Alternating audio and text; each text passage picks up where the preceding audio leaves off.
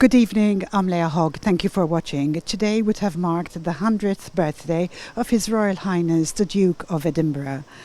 Our programme is being aired from St Paul's Pro-Cathedral in Valletta, where we are waiting for Her Excellency Miss Cathy, the British High Commissioner.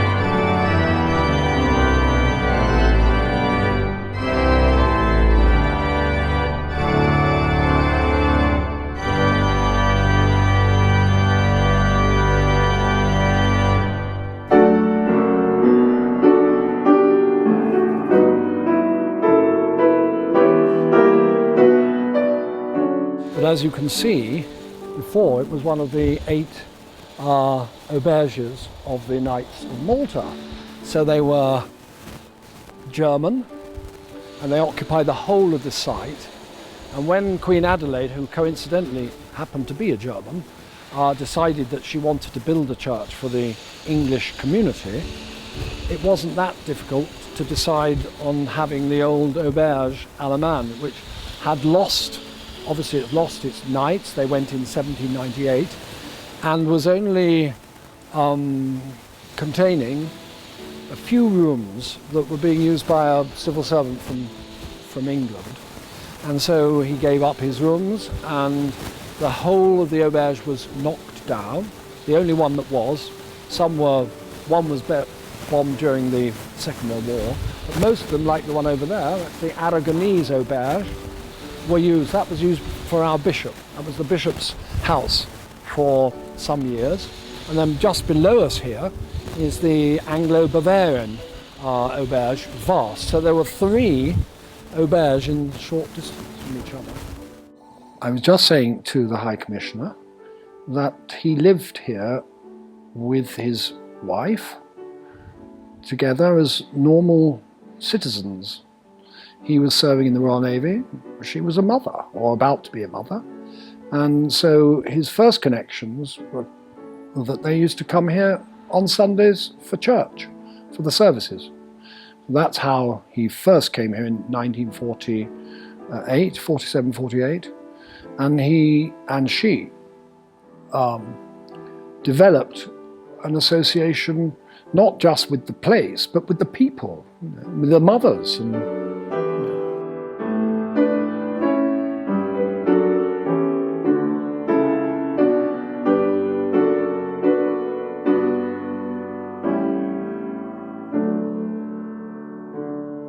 That wasn't until 1964 when he came over here to preside over independence on behalf of the Queen, when the then Chancellor invited him to become the first friend, an initiative of his own, and he'd been connected ever since, and not just in a peripheral way. He was always deeply connected with all the NGOs, from environmental and academic and religious.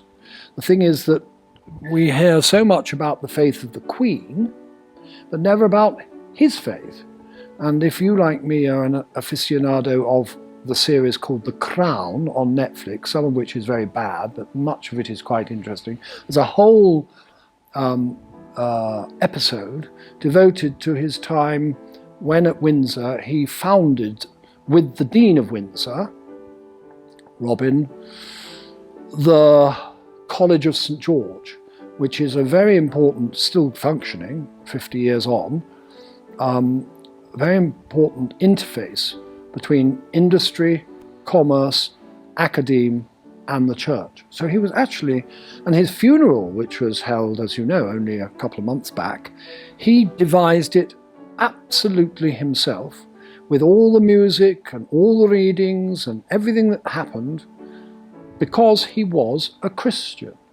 Didn't make much about it, but he was.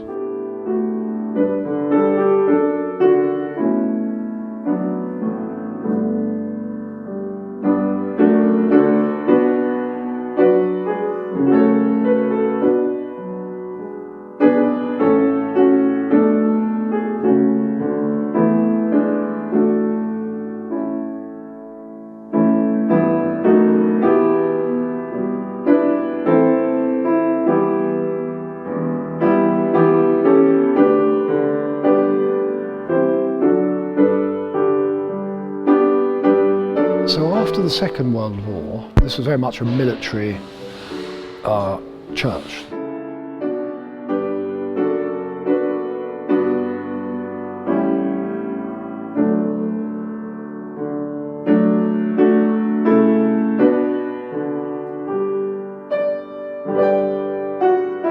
One of the things that the Duke of Edinburgh is best known for in the world is the scheme he created, which is called the Duke of Edinburgh Awards, which I was just hearing about today from the Maltese chairman of the Duke of Edinburgh Awards, which is a fantastic scheme, in my view, which is about seeing the potential in young people and encouraging what I would describe as their holistic development.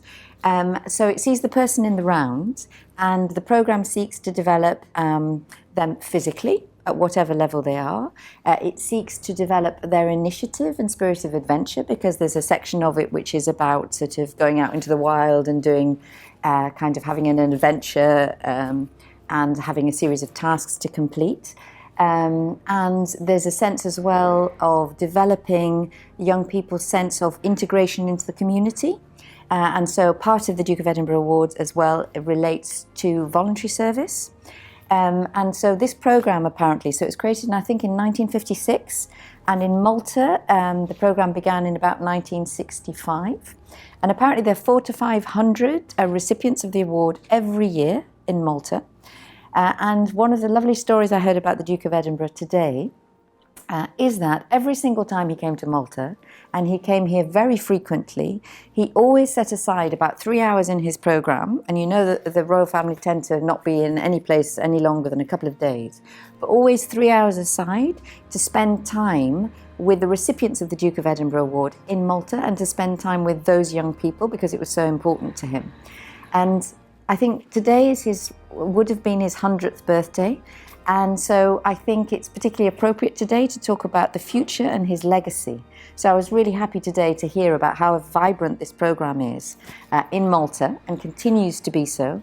And today, the Earl of Wessex, who Father Simon's just referred to, is apparently convening a Zoom conference with all the chairmans or women of the Duke of Edinburgh scheme worldwide, to celebrate the scheme and to celebrate this going forward. And I think that's a fantastic legacy.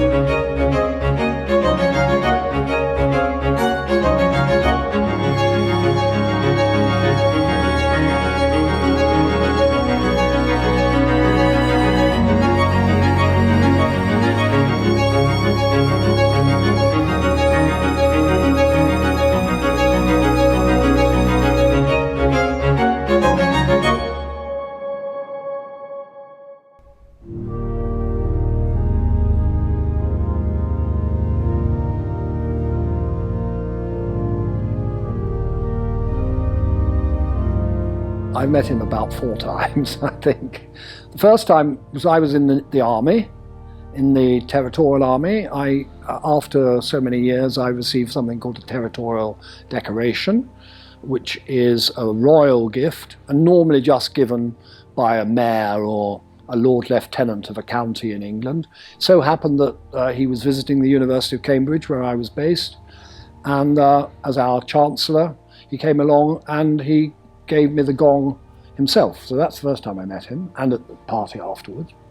Second time was at Windsor Castle, to do with the 40th anniversary of St George's House, when I saw him coming towards me carrying what certainly we weren't drinking. We were drinking champagne. I said, "Oh, sir, what's that?" He said, "It's a gin and tonic," and walked away like that. He was quite an eccentric individual. The other time I met the Duke of Edinburgh was when I went to Buckingham Palace as a late teenager to receive the Gold Award of the Duke of Edinburgh, which I did whilst I was in the Navy. The last time I saw him was here, so I've met him 4 times. And each time he was charming. I mean, he got the reputation of being a bit frank and asking direct questions. And he certainly did that of church people. I mean, on the Crown, there's this exchange between him and the Dean of Windsor. And he got all these clergy together, and Prince Philip was invited. And he really grilled them. You know, what are we doing here? Do we need this institution? You know, what's going on? Religion's dead. As you know, I've just been here for a few months now, but apparently traditionally here in Malta, so as Father Simon mentioned, there are sort of bronze, silver and gold awards. So I've been asked whether I would sort of hand out the awards and be involved in the ceremony for the silver awards, because the President does the gold ones, and the bronze ones, it's the Minister of Education. So I said I'd be delighted to do that. And I think more generally, the High Commission is receiving more funds from the British government so that we can try to be more involved in environmental work in Malta, because protecting the planet and against the impact of climate change, etc., and engaging youth more in that agenda is a key objective of the British government. As you know, we're hosting the next big climate summit in Glasgow in the autumn. And so all over the world, we want to be much more engaged with youth in protecting the planet and the environment. And so we very much hope to do that here in Malta. And so I hope with this particular award scheme that we'll be able to look at how we can engage more, including through the scheme, with environmental work in Malta.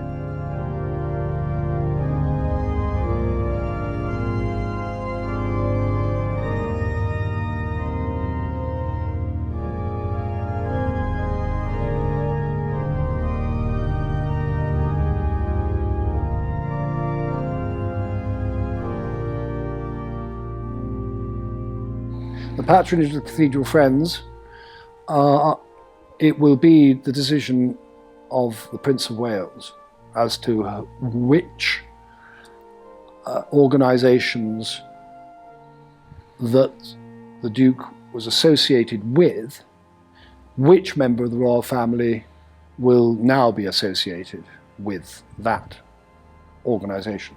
It could be anything, but we're rather hoping for Prince Edward, the current Earl of Wessex.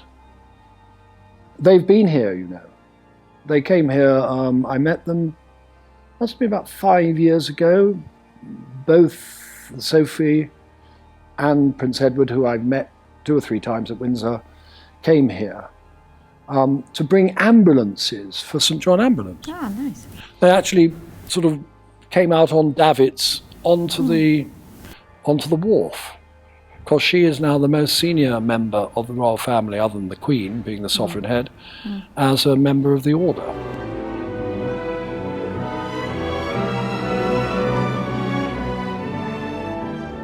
Malta Post has issued today 3 commemorative stamps in memory of the Duke of Edinburgh and his particular connection with Malta on what would have been his 100th birthday, which I think is rather a beautiful gesture. And I understand there are 3 separate stamps, and 2 of them have got photographs which relate to the Duke of Edinburgh and Her Majesty Queen Elizabeth's time living at Villa Guardamangia. And the third stamp apparently commemorates the Duke of Edinburgh handing over the independence documents in 1964. So I think it's rather a beautiful tribute from Malta, and it's fitting because there is a special connection, I believe, between the Duke of Edinburgh and Her Majesty the Queen and Malta, relating to the time when he headed a ship here, and Malta is the only country in the world where the Queen has lived apart from the United Kingdom.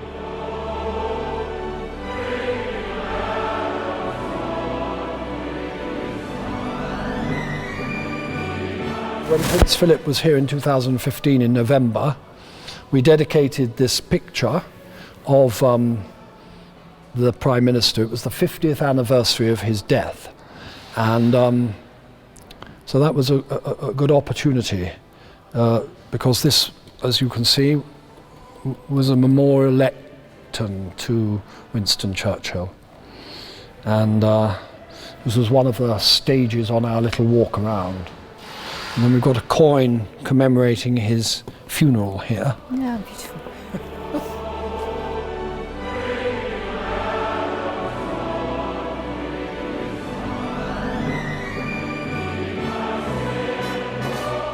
Royal Air Force there, and that's Canadian.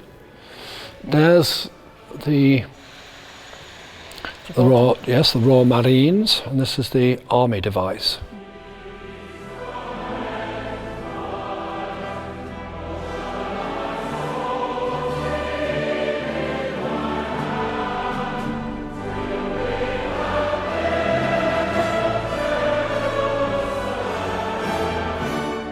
There's his shipwrecked bark, there's the fire that greeted him and the crew, and there's the Viper.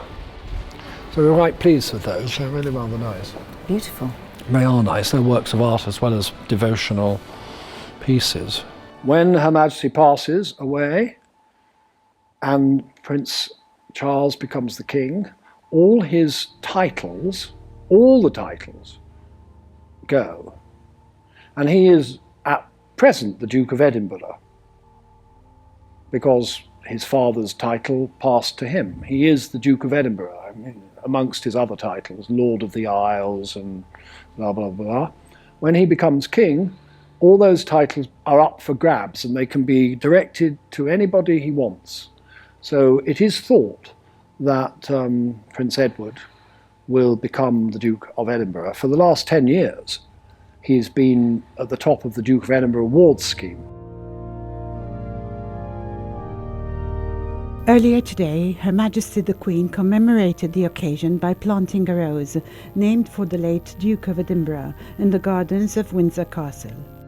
A contribution from the sale of each rose will benefit the Duke of Edinburgh's Award Living Legacy Fund. It was with great sadness that a short time ago I received word from Buckingham Palace that His Royal Highness the Duke of Edinburgh has passed away at the age of 99. Prince Philip earned the affection of generations here in the United Kingdom, across the Commonwealth and around the world. He was the longest serving consort in history, one of the last surviving people in this country to have served in the Second World War, at Cape Matapan, where he was mentioned in dispatches for bravery, and in the invasion of Sicily. The Prime Minister made rather a beautiful statement on hearing of the passing away of the Duke of Edinburgh. And one of the most lovely comments that he relayed was a comment by Her Majesty the Queen on her gold wedding anniversary, in which she said that the Duke of Edinburgh's contribution to the United Kingdom was much more than the British people would ever know, or more than he would ever personally have taken credit for. So I thought that was rather a beautiful statement, which encapsulated the importance of the legacy of the Duke of Edinburgh to the United Kingdom and the British people.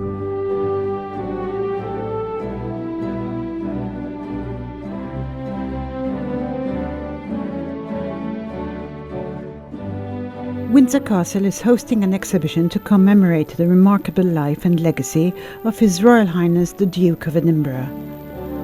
Items on display will include the Prince's early life as a naval officer and his role as the longest-serving consort in British history.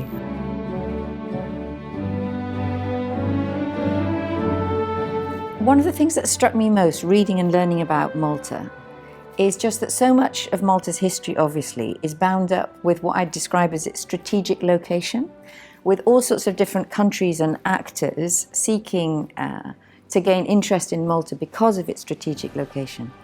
The Duke of Edinburgh, as you know, because of his career in the Navy, very distinguished career in the Navy, but his happiest moments, I believe, in that career and most senior positions held at that time were in Malta. So there's a special connection between the Duke of Edinburgh and the seas and the British Navy, and that is a very special part of Malta's history as well. So I guess, I'd encapsulate it again in the sense that there's a very special connection between the British royal family and Malta, and at the centre of that connection is the Duke of Edinburgh.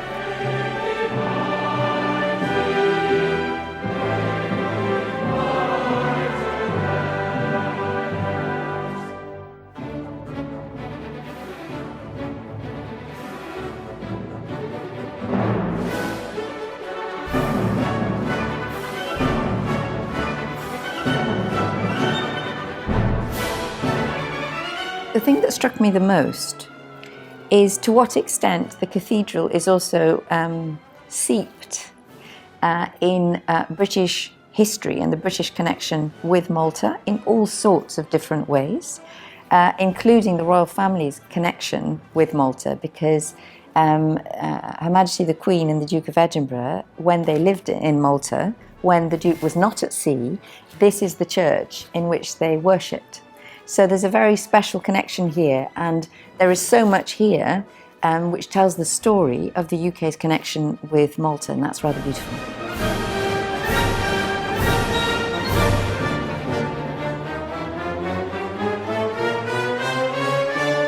Thank you very much for watching our broadcast today from St. Paul's Pro-Cathedral in Valletta. I'd like to thank Her Excellency Miss Cathy Ward, the British High Commissioner, and the Very Reverend Canon Simon Godfrey, Chancellor of St. Paul's Pro-Cathedral. Should you have any questions or comments, please do send them to the number that appears on the screen.